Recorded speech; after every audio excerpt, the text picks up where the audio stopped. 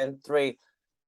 What's up, folks? It's been a while since we've done a Your Yes is Needed podcast. And me and Wendy Hyatt have been trying to get this podcast going since we left California the week before Thanksgiving. So it is now the end of January, and we have a lot of catching up to you. So, Wendy, please introduce yourself. Why did we go to California? And we'll go from there. I love it. Hey everyone, I'm Wendy Hyatt, and I am about to run out of battery. I am a three-time world champion in the WNBF World Natural Bodybuilding Federation in the category of Pro Masters Bikini. So that's professional women over the age of 40 from all over the world. And me and Wendy met when I first joined Team Rise back in January of 2021. And we became even closer after our New York show when it was just me and her. And we've been buddies ever since. Just to give you a background of why I enjoy Wendy's company. When it comes down to anything, anytime I'm feeling defeated and any kind of like sport, she's one of the first ones I reach out to because I've seen her personal struggles, and I've seen her wins and I've seen her losses, and how she handles it is very, very inspiring to me. Still realizing that she's human, and it's how she handles it that why we're having this conversation in the first place. Mm-hmm. And so while we were having dinner the day after Worlds, I was like sitting next to her, and one of the most important questions that I asked her was, Wendy, at what point did you realize, what was your turning point of you knew that you could no longer be full of shit? Like, what was that turning point? When did you know? No, I know what I asked. I said, when was the turning point of when you learn how to start asking the right questions? That's how I asked it. And to give a background of why I asked that.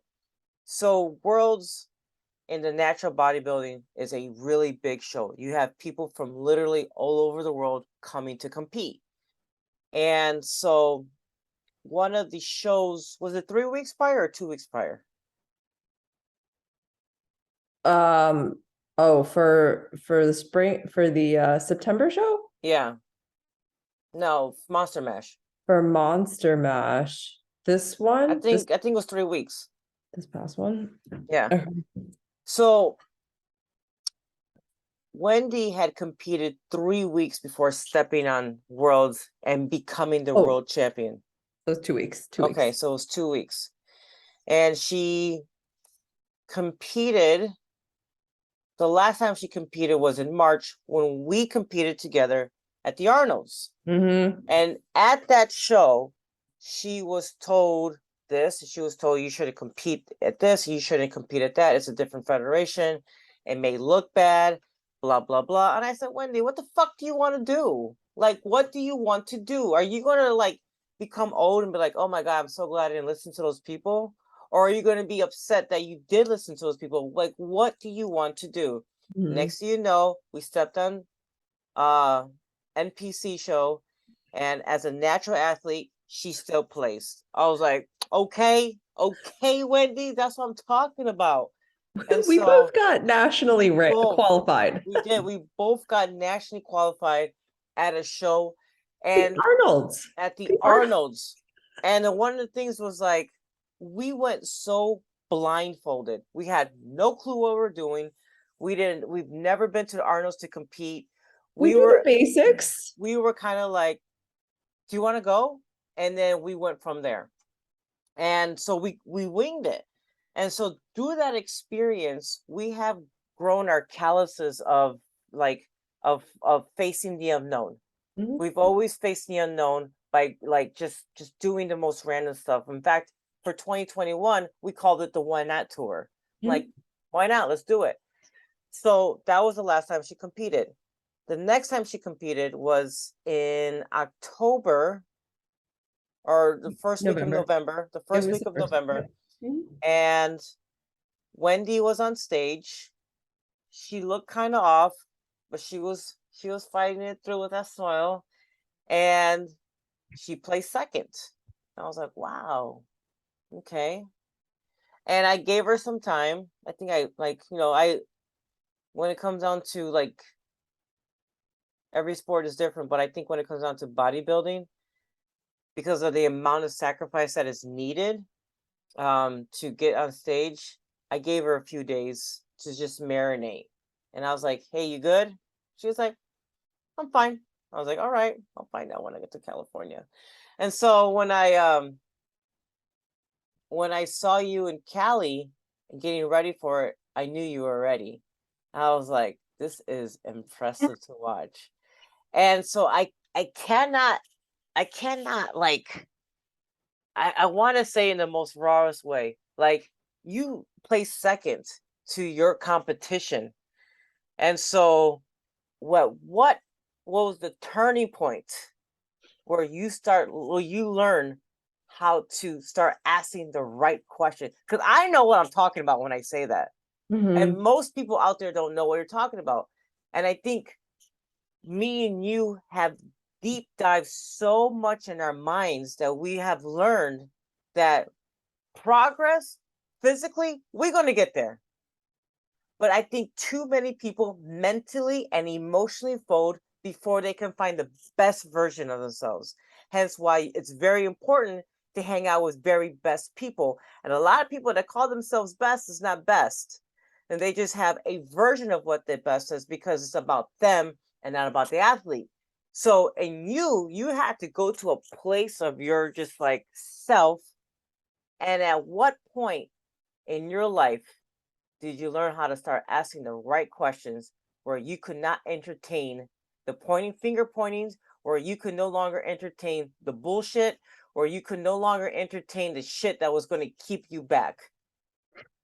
Uh, I get to think back because this is such an awesome question. I think it started happening before 2019, but the turning point was really the show that I wanted the show that I wanted a redemption on. And at this show in 2019 in September, I didn't place top five, and I thought I had the best package. I went into it thinking I had the best package that I ever had, and I put on mass. So for me, it was like a big jump. It showed progression. And then when I didn't even place, I was like, wow, wow. And Um, and to add to that, you had invited your whole entire family, yeah, and that was the yeah, first time they got to see you on stage. yeah, you have such a good memory. That was the first time, that was the first time my parents, so I'm Asian, we don't talk about bodies. We did like physical bodies and like don't look at naked, close to naked people. So this was weird. But I was like, you know what? My dad's getting up there in age, and if he never sees something like, I would love for him to see my progress and like what I'm passionate about. And he always was on my back about being too skinny and not strong enough and blah blah blah. So this was my thing. And then my kids were there. So I was like, I could hear them cheering for me in the audience, like, yay, mommy. So like I wanted to make a good impression, and I didn't place. And it was a huge blow to my ego, and it was a shock to me. And you make the best of it with your kids, and my daughter's like, mommy, where I went back to the audience to sit with them, and she's like, where's your trophy? And I'm like, I didn't get one this time, honey. And she's like, oh, that's okay. It only matters that you had fun, right? And I'm like, I get she's listening, and then my son's like, you're always number one to me. And I'm like, oh. That is amazing. Like I'm glad for them, like because they think in their minds that I win everything. So it was so good for them to see that I didn't win that. Didn't feel good. It didn't feel good that I didn't place. But I had to really sit with it. I'm like, I've got 6 more weeks until Worlds. I don't know if I could do this. Like I'm so done with chicken right now. I'm like, there's that point, like when you grind, like you're done. You're like mentally done. And so we're talking. I wanted to say at the call tonight, I was like, sometimes you need like you're a procrastinator. I'm a procrastinator. And sometimes I need that last kick to be like, let's go all in. Cause like I don't have the stamina to like go all in for a long period of time. Like sometimes I just need it. It's that sense of urgency that like freaking another level, another like gear gets discovered. And it's Hmm. just like you're in the zone. And to hold that zone for so long is exhausting. And most So, people don't understand what you're saying. Actually, tonight in camp, I had this conversation with some of the folks there. I said, most people don't know what all in means. They think they know what all in means, but until they're tested, they have no idea what all in means. And yeah, in bodybuilding, you're depleting, you're depleting that you're realizing, man, I cannot go anymore until you realize I have to. I have yeah, to still keep going. And then that's when you realize and click in, I do have more in me. yeah, I just have to keep on going. yeah. But then It's just a little bit more though. at the same time, Wendy, can you agree, like when you put yourself through that much extreme, right? Like no one wants to hear like you could have done better or you lost. Like it's like you already Or feel like like, poopy it's pants, okay. or It's okay. you feel like poopy pants, and then the outcome of it just destroys you. So not Yeah, only are you hungry, you're tired, you're exhausted, yeah, and now your feelings are hurt, yeah, your ego is hurt, your yeah. pride is hurt. So how do you recover from that? How do you keep going, right? Like, so I had to ask myself. That's the moment where I was like, well, this sucks. This is like suckier than sucks. But I was like, I have 6 more weeks of this. What am I going to do? Like, how nobody's going to put this food into my mouth. No one's going to cook it for me. No one's going to pull these weights for me. So, what am I going to do? Am I going to walk away? Because that's always an option, right? I'm like, no one's forcing me to do this. Like, I'm Right. paying for this misery, for these lessons, for these life You think lessons. right. And I'm like, I could walk away, but I was like, there's no way to walk away at this point because I already set the intention that I'm doing these next 2 shows. Like that's like my coach already knows that I'm doing that. And so like for me to have the conversation, like it's like a choose your own adventure, right? Like you go down that path mentally. I had to go down that path mentally. And then I was like, I don't want to do that path, but like how do I move forward? How do I like find it within me to keep going? Because this is hard. This is like the hardest thing for me to do. And I was like, well, why am I doing this? That's when I had to ask Hmm. myself, why? What is it that I want to get? Is it the and like I had to analyze all the different parts. What is it that I want to get out of the next 6 weeks? What do I want to prove to myself? And what how do I keep my energy levels up? Like what really hurt what hurt my ego? And That's a great it was question to like ask. what hurt my ego? And it was like that I placed my self-worth on external validation. Like Mm. I focused so hard on the external validation to make it mean something about me. And I was like, screw that. Like Hmm. I can't depend on that. Like I can't focus, like worry about what everybody else is doing because there's so many variables. I can't control who And shows Wendy, up. that is such value right there. Like the fact that letting go of that need of validation is extreme freedom, that even Ugh, tapping into it or even thinking about it is like, oh no, we're not going, oh no, we're not going back there. And it's yeah. because like you needed that loss to realize what triggered you, to identify like I'm only hurt because I need external validation. And Yeah. so, but Yeah. you took the opportunity to jump right in and find it. Most people would have been like, it's not worth it no more. It's not worth Right. this, it's not worth that. And when people do that, they miss their opportunity to grow. I think a lot Right. of times people think that growth is flowers, butterflies, birds chirping, red carpet, under a shade with a big tree. And it's not. Mhm. It's Giving you these grapes. moments that you Yeah. have to take advantage of to be like, why am I triggered? Yeah. And this is when I asked my life coach to ask me the questions. Mm, And I knew that I needed someone to ask me the questions, the important questions. And she started opening things for me. And then I needed to continue. Like, I just started journaling on it. And I said, what do I really want? Like, what is my true desire? What is the outcome? And it's really the feeling. I decided that I wanted to, I didn't care about winning. I just wanted to become the person who was worthy of being a world champion. mm, And whatever happened on the day of was whatever. But like, I needed to know for myself. Like, I needed to know what kind of an athlete I can be, and like how I didn't even consider myself an athlete. I just said, what kind of person can I be? Can I be more disciplined? Can I ask more of myself? Can I just be a world champion? And just so that I know for myself, in my own terms, in my own definition, can I be my own world champion, someone worthy of it? And that's what I felt okay with. That made me feel better. And then I was like, okay, what would a world champion do? And like, he wasn't complaining. right. I stopped complaining and I started following Kara's plan.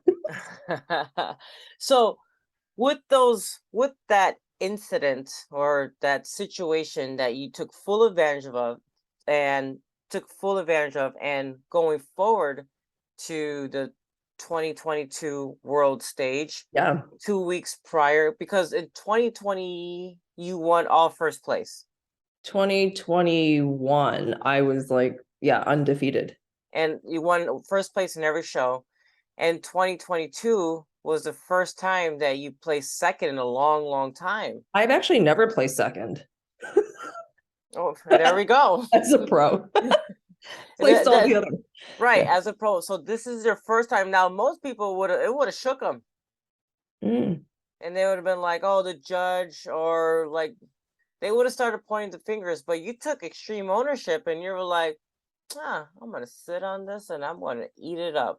Yeah. I was like, Like, I needed that. what I was going needed through your that. mind? Yes, please share. All Like, what was all going through kinds your of mind? all kinds of emotions. Like the peak week going into that monster mash, I was like, all right, I felt like I was going through the motions. I was like, I wanted to be something. I wanted to bring a different package to the stage. So I was open to trying different things, open to changing up my look and following the suggestions, taking the suggestions from two people who I value their opinion of. And I was like, I don't know, I'm open to it. Let's try something different. But it never felt like me. And I was in my head about like the competition, and I was like, hey, there everyone else has done multiple shows already, and here I am. This is my first real show of the season, and I was in my head about that. And I think it was really about wanting to try something different, be something different, but never really feeling like myself. Mm, And I just did it. I was like, you know what? I'm just going to go on stage. And I'm sure as soon as I get on stage, it's all going to click, right? Nothing clicked. I felt nothing. And I was like, wow, am I smiling? Just smile, just smile. I mm, know how to do this. mm-hmm. And it just didn't feel like me. And I was like, oh, I don't know what happened. So I needed to regroup. I was like, what the F? Let me look at all the pictures, all the videos, and let me analyze this. And I was like, you know what? Let's just screw that. let me get back to me. Like, what are my colors? What is the hair that I understand? But like, I needed that. I needed to like just try it because I wanted to see if I could bring something different. And I was just like, no, I just need to be me. And that's okay. That's good enough. And then once I was like, all right, we're changing the suit, going back to my hair and pulling out my sass and like just I don't know, just doing the things that I wanted to do that like felt natural to me. Hmm. And I was like, I'm in the zone. Like I look Yes. amazing. And I was like, I got this. And I'm like, I know who I am. And I'm like, God, I got it. And it At was just like, at any point between that day that you placed second to like the day before Worlds or even the day of Worlds, where you're like, who am I kidding? I didn't kick in my like me didn't come back until the week of Worlds. And So yeah, I was like, shit, I gotta do something. Like, I don't know what the fuck. Oh, I love being able to swear. It's so freeing. But I was like, I was like, shit, there's no guarantee. There's zero guarantee that I'm that I'm gonna win. And I'm like, I don't fucking care. I'm just gonna be me. I'm gonna do me and I'm gonna pull it out. Like the world champion Wendy needs to come out. And that's it. And I just decided and and in this world class, how many girls were on stage with you this year? there were 16 of us on That's stage. and that's big. Yeah. It's not my biggest, but it was big. And I It wanted was that. I wanted yeah. that. You so just so like the audience know, you are not afraid of challenge. You want the challenge, like you want the fire. In this arena, yes, I do.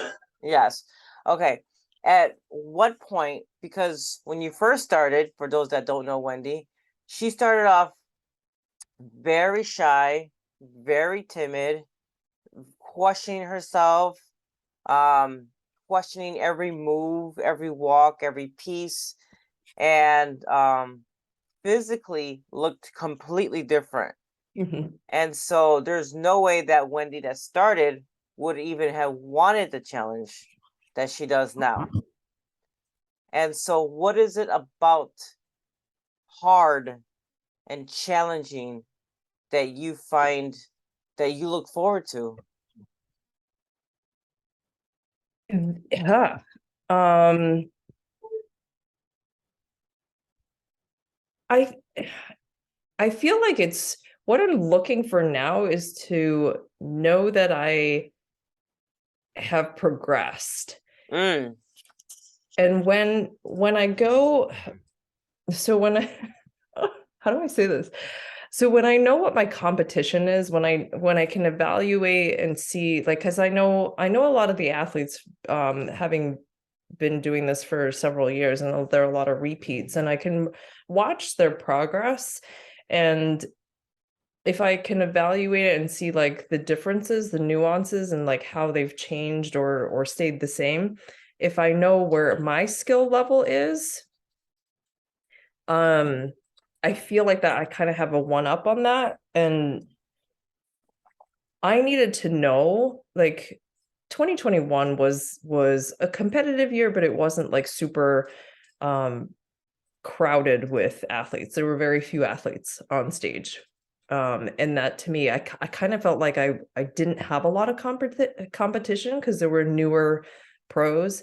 So this time around, like so in 2021, there were 8 athletes up on stage with me. And I won it, but I was like, yeah, but did I really deserve it kind of thing? Like, I mm-hmm, was like, yeah, that's great. And like, I started because it was like my last win of the year and it was a winning year. I was like, it's kind of not fun anymore, like, because I know what my skill level is and I know the ability level of the other athletes. And I was like, it's not really a competition. it sounds bad to say, but like I'm not No, it doesn't sound. I think one of the things with bodybuilding, because it can be so exhausting. Like you want to know, yeah, you want to know why you're making the sacrifice. right, And right. granted, it's you versus you, as we said in today's call.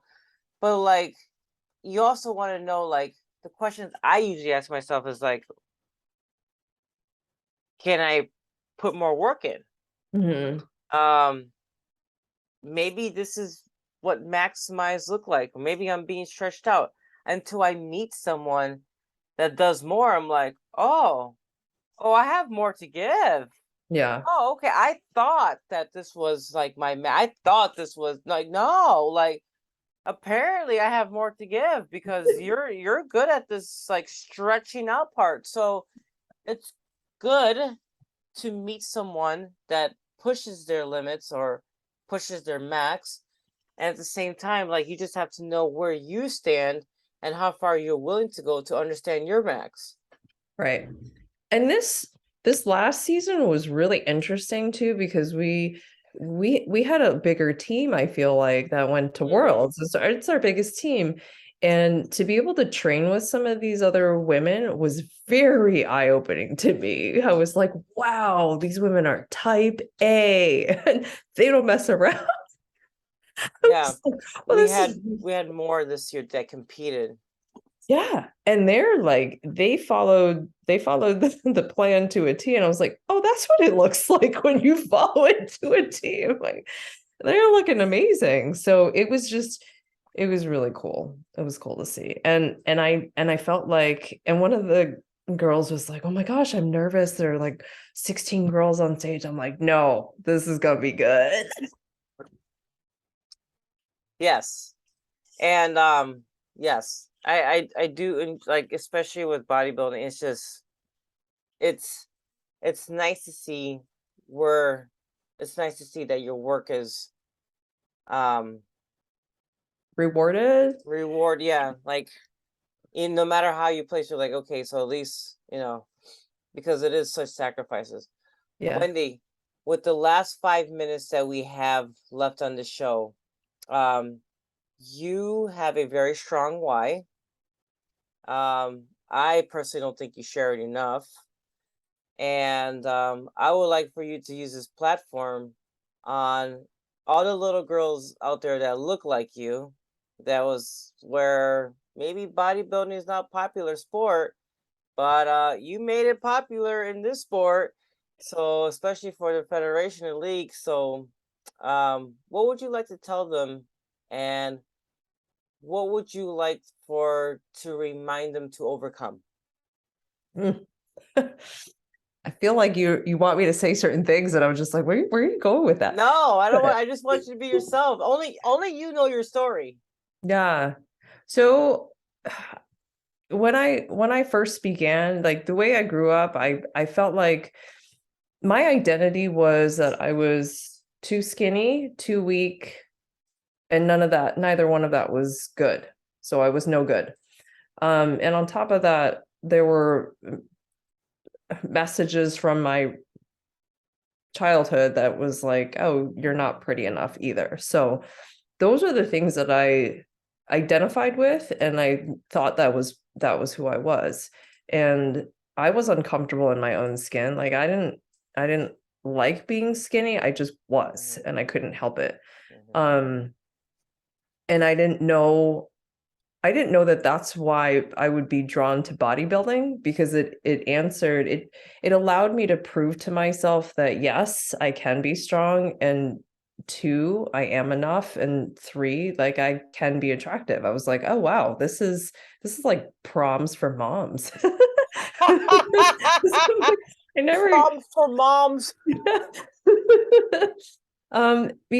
as you don't know, but like as a new mom, I just put myself last. I lost it.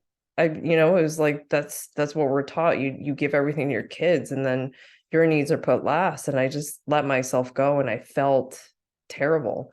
I lost my purpose. I lost my sense of confidence. And I just said, hey, like little things happen, like I got my nutrition on track, and then I was like, okay, now that I feel better, how am I going to get back into the gym, which is something that like I knew was important to me. And when I found Kara, it was just like, I don't want to talk about nutrition. I got that piece. Just tell me how to work out again. Cause I have Mhm. PTSD from going to the gym. Like I went to school to be an exercise physiologist, Yes, I do remember that. but like I was like, none of the stuff that I learned is working for me. So something's gonna change. So anyway, little by Oh, little. Mhm. and then the follow-up question is like, what is it that you needed to overcome to step into the person that you are now? I needed to ex I needed to accept myself. I needed to Yes. see I needed to see my own beauty. I needed to see my own strength um in order for me to be okay with it, to like own it. And also I just wanted to show myself that like all my limiting beliefs about myself were just that, just my limiting beliefs, and it wasn't a truth. And it's like all the stuff that my husband has been trying to tell me, that like I'm beautiful, whatever, like I thought he was just saying it just because that's his job.